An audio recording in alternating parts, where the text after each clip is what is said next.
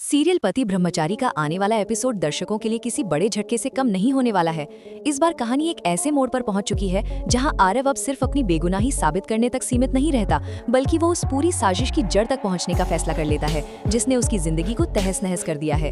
काव्या अपनी घर लौट चुकी है और दुनिया के सामने ये कहानी फैलाई जा चुकी है कि आरव ने उसे उसके जले हुए चेहरे की वजह से घर से निकाल दिया, लेकिन इस झूठ के पीछे जो सच्चाई छुपी है वो कहीं ज्यादा डरावनी और खतरनाक है।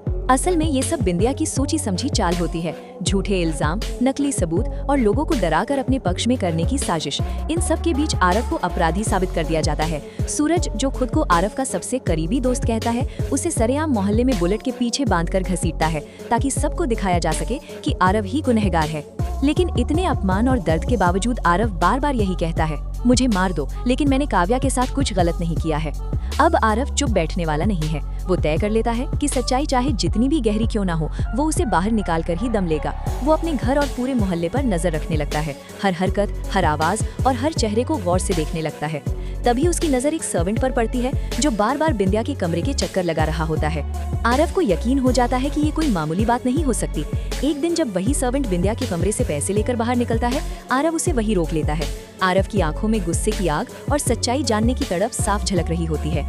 वो सर्वेंट का गला पकड़कर उसे दीवार से सटा देता है और दहाड़ते हुए पूछता है, सच सच बता, बिंदिया ने तुम्हें पैसे क्यों दिए? डर के मारे सर्वेंट कांपने लगता है और फूट फूट कर सारी सच्चाई उगल देता है। वो कबूल करता है कि काव्या को जलाने की साजिश उसी ने रची थी और ये सब उसने सिर्फ पैसों के लालच में किया था।